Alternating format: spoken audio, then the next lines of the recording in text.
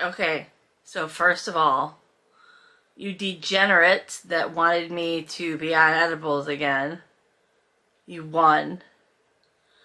You're contributing to the delinquency of an author. But the problem is I took a whole bunch. Like way more than last time. Anyway, we're gonna get through this. But first, I want to tell you the story. So, a few days ago, I think it was like last week or something, I saw a really cool spider in my bathroom, and it was like a jumping spider. It was really neat, and I wanted to like make friends with it, but it was just not interested.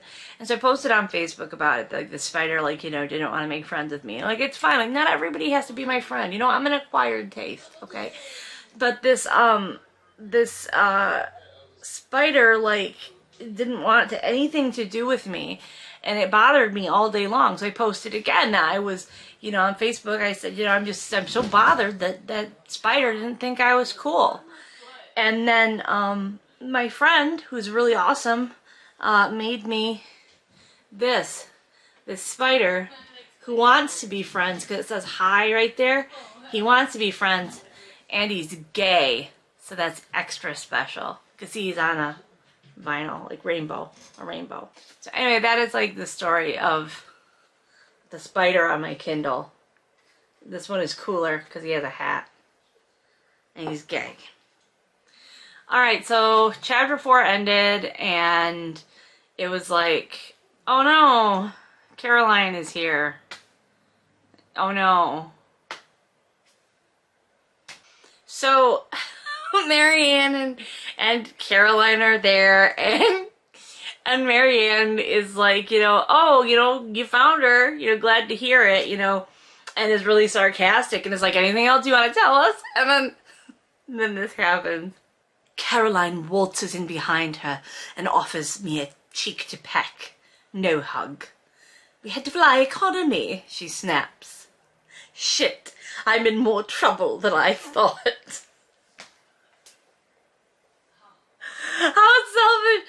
Oh god, we had to fly economy. Oh no! His sister's mad because he's getting married without telling them, and she's mad because they had to fly economy. So if I have to like later believe that she's somehow desperately in love with him, this is gonna be really good evidence against that being something that was made up on the fly. The friend Joe is here, and there's some reference. Alessia makes some reference to it being nice to see him again, but wearing clothes this time.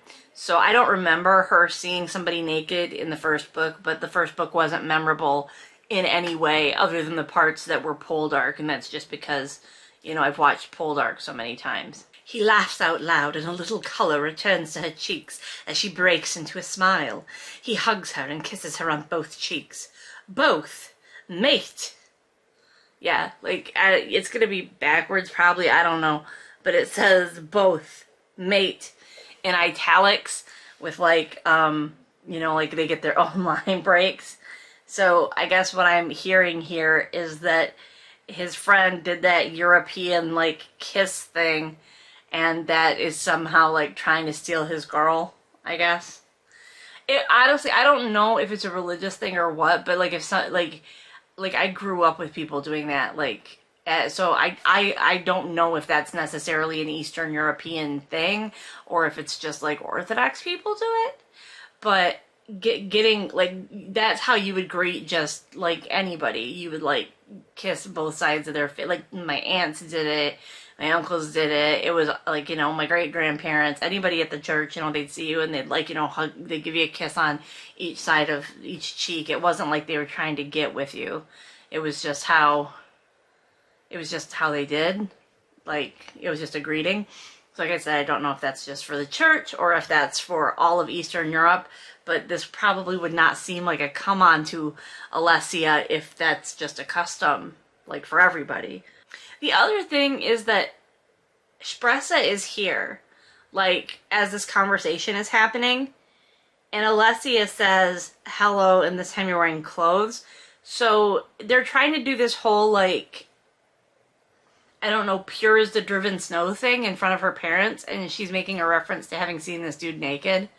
Okay. I've kind of figured out who Marianne is in all of this. Marianne is that other cousin, right? On, like, if we're pole darking this, out.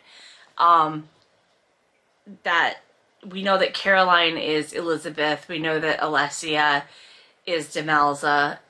And I'm pretty sure that Marianne, the sister, is that really adorable, like, round-faced girl. She was, like, I don't, like, is it because of tropes? Like, did she rip off Poldark for this, or is this because of tropes?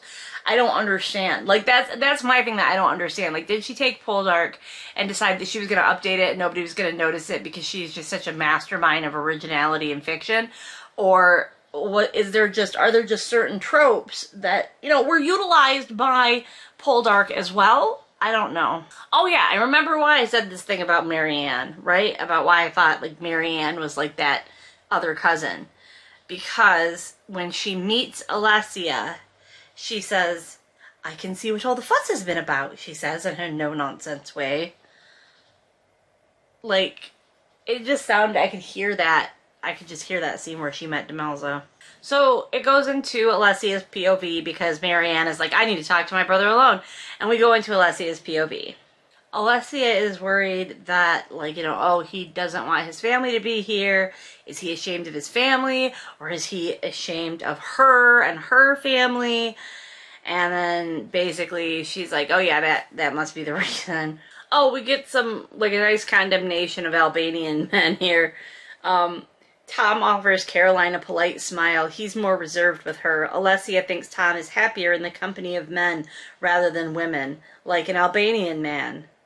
Now, okay, like, here, I can't tell if this is homophobic or, like, anti-Albanian dude. I don't know, or if she... Because when I hear prefers the company of men, I assume gay. I don't know if they've said that Tom is gay or what. I wouldn't remember, honestly. But when I hear that, I think, okay, gay. And I'm like, am I supposed to be like, oh, hey, he's gay, and Alessia is, like, so innocent and whatever. She has, like, no concept, so she thinks he's macho, like Albanian men. I don't know. I don't know what that is. But I know that it's insulting someone. I don't know who, but I know that it's insulting someone. Yep, it's Elizabeth. It's Elizabeth. Caroline is Elizabeth. Because Alessia says she cannot take her eyes off Caroline. She's the most elegant woman Alessia has ever seen. In camel slacks and a cream sweater, a simple silk scarf with an understated camel and cream pattern at her neck, Caroline radiates wealth and good breeding, even down to the pearls at her ears and her glossy hair cut in a sleek bob. Next to her, Alessia feels dowdy and unkempt in her jeans and soiled apron. She looks every bit like Maxim's cleaner. And the last time she saw Caroline, she was in Maxim's arms. Okay, this, you guys, it's Poldark. Like, this has to be on purpose. This is Poldark. Okay, oh my god, this is the Christmas episode of Poldark. Okay, I just want to congratulate E.L. James. I just want to congratulate her for being the first person in the universe to ever use the word camel twice in one sentence. Like, brava. Brava. You have truly outdone yourself. Of all the words that I could think of, that I could try to guess, you might use twice in the same sentence, camel was definitely not on that list. Oh, okay, so Marianne, like I said, is that cousin, because this is kind of what happened with Demelza. So, Marianne says, what the hell do you think you're playing at? Marrying your daily? Really? What the fuck has gotten into you?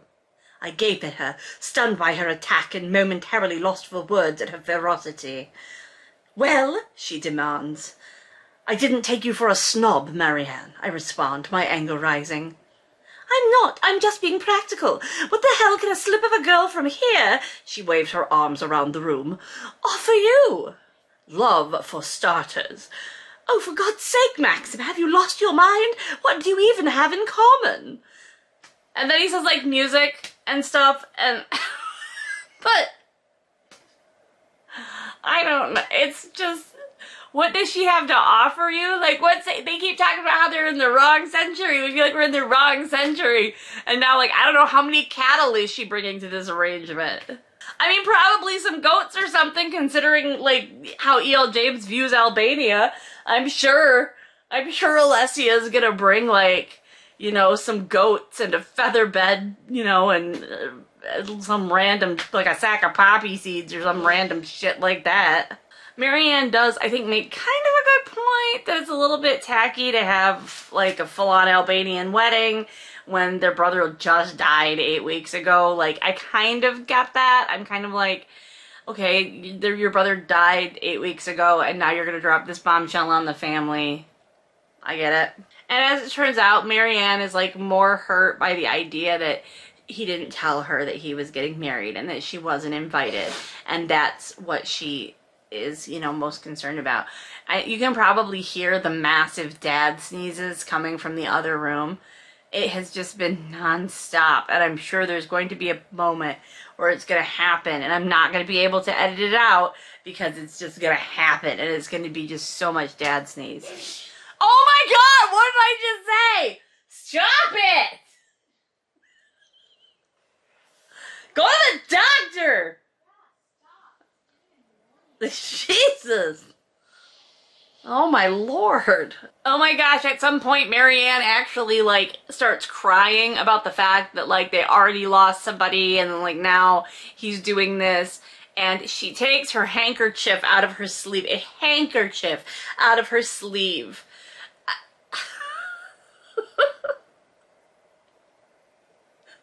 Like, E.L. James straight up forgot she wasn't writing a historical. Alright, there are 6 highlighters on this. Now, I know that if you pick up 50 Shades of Grey on your Kindle, there are, like, it's ridiculous. It'll be like 568,000 highlighters for, like, some of these truly atrocious passages. So I'm taking heart in the fact that there's only 6 highlighters listed here. But this is in Maxim's POV. I'm getting married because I've met a woman I'm passionately in love with, and I want to grow old with her. Alessia is everything to me, and I've come alive since I met her.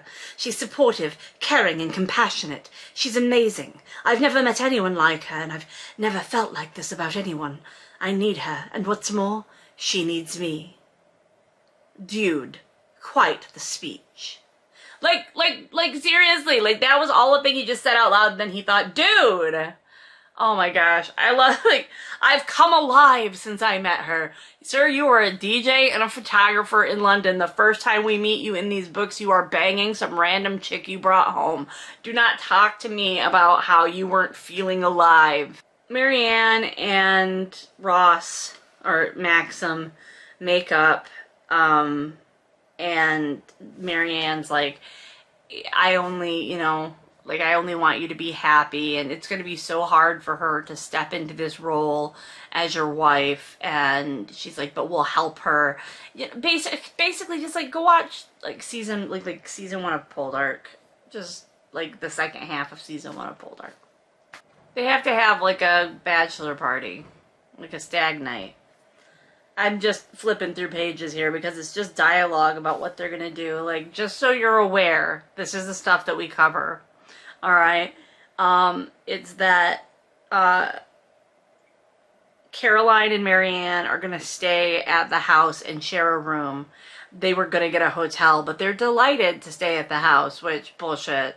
Bullshit, these bitches are sharing a room, even at the local fucking Albanian Holiday Inn.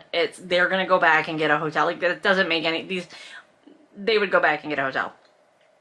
Anyway, the point is, and I'm not saying that because I feel like I know what every rich person would do. I'm just saying that because I know, like, the dickheads that E.L. James writes. Do you know what I mean? Like, this seems out of character for these, like, you know, rich bitches. But because this is supposed to be Poldark, and in that they would have, like, stayed overnight going to visit because it took, like, hours to get there in a carriage or some shit, then obviously they're going to stay there. But then they're like, oh, there's going to be this stag thing. We're going to go to this stag thing. And they have to explain to Alessia's dad that it's a Western tradition. And he's like, oh, okay, then I'll go out with all of you. And then Caroline is like, what about us? What about us, Marianne and I? Caroline asks, staring at Maxim with huge blue eyes. She cannot seem to tear her gaze away from him. I don't know why I did the accent the whole time. I just think, like, it needed to be, like, E.L. James's inner monologue. So yeah, Caroline is like, oh, yeah, I should totally go with you to your stag night guy that I was fucking and whose wedding I'm crashing. I should totally do that. And yep, we'd be honored to help if we can, Caroline responds, but she gives Maxim a lingering look of anxiety. Or is it devotion? Then Alessia remembers she's not long lost her husband, and Marianne, her brother. They are bonded in their grief. Like, so... The thing is, I'm already bored with this book because we already know what's going to happen. We already know exactly what to expect from it. We already know exactly how it's going to go down. Not just because I've watched Poldark so many times, but also because it's just telegraphed. It's completely telegraphed. From the moment a blonde woman shows up in an E.L. James book, she is trouble. We're on, what chapter is this? 5? Is this chapter 5, chapter 6, something like that? What chapter are we on? Chapter 5. We're in chapter 5 of this book. And we have had the same conversation about whether or not they really want to get married so many times. This time, it's Joe asking Maxim if he really wants to get married. And would he be ready to saddle himself with one woman? And Maxim's answer is, I wouldn't be going through all this fucking grief if I wasn't. Like, what fucking grief? You had to help clean out a garage? Like, what grief could it possibly cause you? Like, you had to go to Albania, and it wasn't such an emergency situation that you couldn't stop and pack your running gear. And then you came to Albania and you went to museums while your girlfriend was being actively human trafficked. And then when you found her and you were like, oh, I'm gonna keep her, oh no, you had to use an Albanian shower. You are going through so much grief. My God, the grief you are going through. I know that E.L. James is English, but I also feel like maybe she's never met English people. Like, again, I'm not the person that's like the English person expert, but I've never in my life heard an English person refer to someone as bro. Like this. She's pissed, bro. At you. Like, what? She's pissed, bro. Bro, and how old are these? I mean, like, I guess I would be okay with people my age saying bro and stuff, like, in America, but in other countries, it feels like you just jumped on that shit way too late. It is hard doing these videos on edibles because I've tried like 40 times to start the same sentence. So, Joe got caught by Caroline leaving Maxim's house with or his apartment with the suits. So what was Caroline doing, like going to his apartment? I'm just asking, why was Caroline going to Maxim's apartment? That question's not asked, but that's my first question. And so that's why Caroline is pissed, bro. And Joe asks if Alessia knows about Maxim and Caroline, and he's like, okay, I'll just read it. Does Alessia know about you and her? What do you mean? Before Kit? No. And of course there was the grief fucking after Kit's death. Hell. Do you think I should tell her? I ask. He shrugs. I have no idea. We've not talked about any of that. Save it for the honeymoon. I laugh a little nervously. Yeah, good idea. Look, my friend. My friend. Oh. it's so Poldark. It just is. And it's also infuriating that he's about to marry Alessia and not tell her. By the way, I had a relationship with my sister-in-law before she got with my brother. And then after he died, we started doing it. But now I'm marrying you. And this is not Poldark. Definitely this is not at all Poldark. And he does, he's gonna marry her. He's gonna marry her without telling her, I think. The reason I think this is because, you know, I've watched Poldark. Now, Joe and Maxim will be leaving to go on this stag night thing. What's Alessia doing? She's in the kitchen. She's cooking. Because that's what Alessia does. She cooks. And sometimes she plays the piano. She thinks about how sexy Maxim is. It's amazing. It's actually amazing how it's... She still finds it astonishing that this attractive man will be her husband. Like, what a weird way to just bleh, like put that there, just like bleh, out on there. Like there's more description around it. His green eyes gleam with a seductive promise, and his hair shines, the golden highlights glinting beneath the overhead lights. She still finds it astonishing that, but it's such a weird. It's just such a fucking weird, like, and now I'm going to tell you exactly how the character feels. Like, that description kind of already told us, you know, like, she could have thought about, like, how lucky she was or something like that, or she could have had it in italics, but it was like, just so you know, this is how this character feels. They're going to bust some wine out, and Carolyn and Marianne and the ladies are going to stay home and cook and drink wine, I guess. And Joe asks Alessia how the nightlife is, and she says she doesn't really go out because she wasn't allowed. My parents are protective, she explains in a rush, but notices Caroline glance at Marianne with a furrowed brow. Her mother returns, brandishing a bottle of white wine. So, like, why are they, like, looking at each other? Like, I get that she's feeling judged and stuff, but it's such a weird thing of, like, I wasn't allowed to go out. Like, are they thinking, like, wow, she's just way too young? Like, that's what they should probably be thinking. I know I write the same kind of stuff. I don't want to hear it. Her dad comes in. He sees her mom, like, drinking. He's like, oh, you're drinking. That's awful. Not really, but I don't know. He just has to comment on the fact that she's drinking. And then he says, we go to Maxim and Joe. Like, and they're all like, oh my gosh, he used English. And... they're like, oh, you know, that's the first time for everything, haha. But it's like his wife speaks English and he never even tried to learn any. Like, that doesn't even sound right to me. You know what I mean? Like, I don't mean from everybody should speak English, but more from like this is your wife's language. Oh wait, maybe no, she was born in Albania. It was her mom that was English. I guess if you want to learn how to make rolls, they've got them. You know, okay. Here's a recipe for how to make these fucking rolls. Espresso rolls out the dough while Alessia, Marianne, and Caroline fill them with the spinach, sorrel, and feta cheese mix, which Espresso has prepared with eggs, onion, and garlic.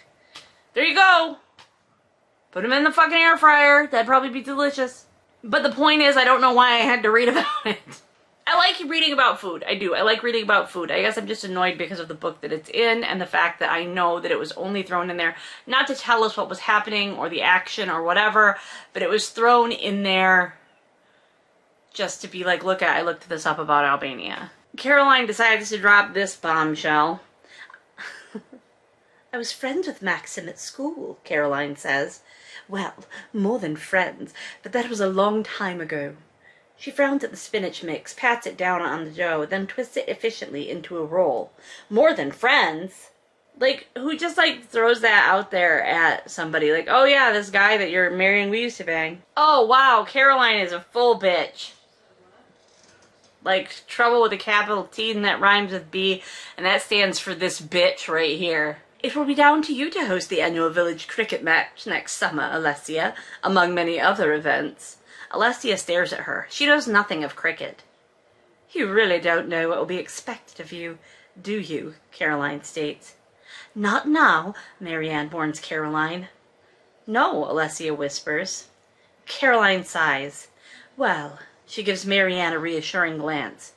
We'll be there to help you. So she's just trying to intimidate her, like, right off the bat. All the Albanians in the city are excited that the Americans are there. Or I guess they're not Americans. Because they were saying bro and dude so much. They're excited that the people from England are there. There are only 2 flies in the proverbial ointment. One is Caroline, and facing her wrath at some point. I've not been lulled into a false sense of security about that. She's probably hurt too, and I need to make it up to her. The second is the uneasy feeling that I'm being watched. I know that we're curiosities here in this small town, but every so often an unsettling itch skitters down my back as if someone has me in their sights. Is it him? Her betrothed? Is he watching? I don't know. It could be my overactive imagination.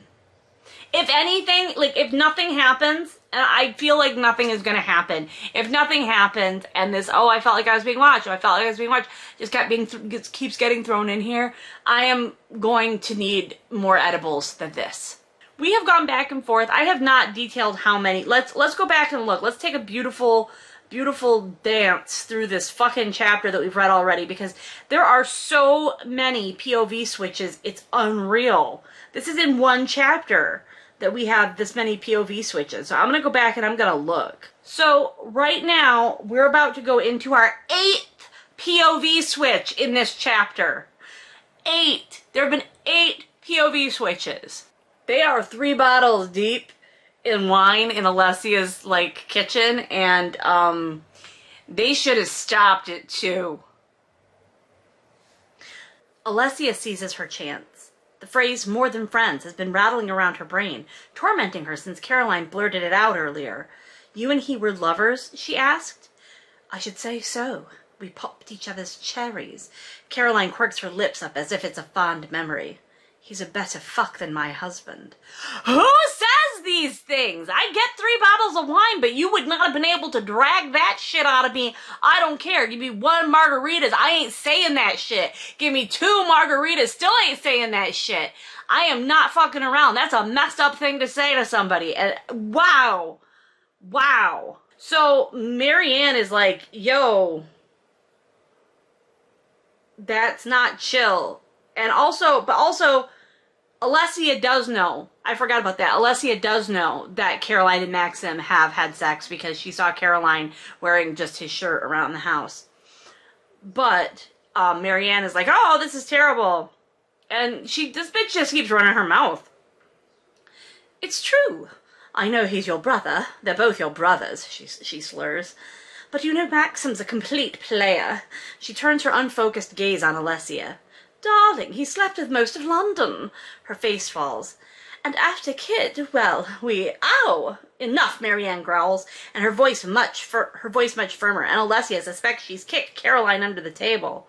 Somebody needs to just kick her in the teeth. Like, somebody needs to figure out why she's trying to cause a fucking problem. She's been drinking so much wine and causing problems. Drinking wine and causing problems. Caroline shrugs. It's true. Promiscuous doesn't cover it. He's proof of the adage, practice makes perfect. Like, I cannot, she's Kim Cattrall now. That line, he's proof of the adage, practice makes perfect. Like, can't you hear Samantha Jones saying it? He's proof of the adage, practice makes perfect. Like, I mean, like, it's Samantha.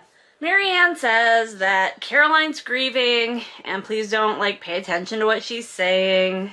And then she's like, I'm sorry, do forgive me. And then they say goodnight and they leave. And Alessia thinks, he's a better fuck than my husband. Present tense. Okay, sweetie, honey, darling, baby. I really, really hate to break this to you, but you've only been with this dude for 8 weeks. Anything that has happened, like, recently, anything that has happened in the past, 3 months is present tense. It is present tense because it just literally, I mean, unless we want to get into how to define what now is, which I don't because I'm too high and I can't start thinking about something like how to define what now is when the second you begin to define it, it's already over and gone and it's already in the past. Like, do you see how dangerous it is for me with that mode of thinking right now to even begin to go down that twisted little narrow pathway into pure madness, right? I can't do that. But the point is, yeah, she's like, oh, he's a, you know, but present tense, he's still alive. He's still alive. She's saying that he's, I mean, I guess she's, I don't know. I mean, I wouldn't like hearing that about the guy that I was about to marry from somebody, but at the same time, I'm also like stunned by this present tense thing because like he's still alive and her husband isn't. Like there are so many ways to interpret this, and I'm so afraid that we're going to hear about all of them. By the way, that was the whole chapter. The whole chapter was just, they showed up, they had, I mean, at least it advanced the story a little bit in that we know that those roles got made for the wedding. If they don't get married in the next chapter, I'm gonna lose it. They have to, right? They have to get married in chapter 6. This is one of those things where, like, this book is not compelling, but I feel compelled to continue reading just because I'm so afraid of what's going to come. I just want to rip it off like a Band-Aid. Like, I don't want this lurking around the corner because I am sure that the next chapter that lurks around the corner is going to cover, like, maybe an hour in the morning. It's going to be like it said that, like, Spressa made them a big breakfast. Like, that's, like, the first thing that I saw on the next page was, like, that Spressa had made this big breakfast. And we know that the next day is the wedding, right? But I just am so sure in my mind and in my deepest heart that the entire chapter is going to be them sitting at breakfast with their POVs changing over and over and over as they think about the same things that we have already read about. And by the way, we have to go back and figure out what the final count was. 10. There are 10 POV switches in this chapter.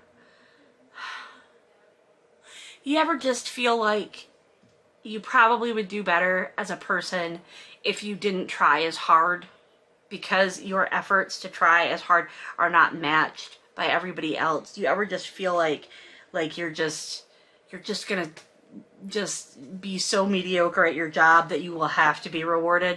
Do you ever feel like that? Do you ever feel like that? Yeah, so like, comment, subscribe, ring the notifications bell, as people say. So that you get notified when I post one of these videos. No, they won't all be under the influence of edibles, though. Because, you know, I gotta stay straight. You know, so next time I'm gonna stay straight for this. And I'm sorry, I don't want to disappoint you delinquents out there that were encouraging this. But next time I'm gonna have to, because I think it heightens the sense of despair. Anyway, catch you on the flip side.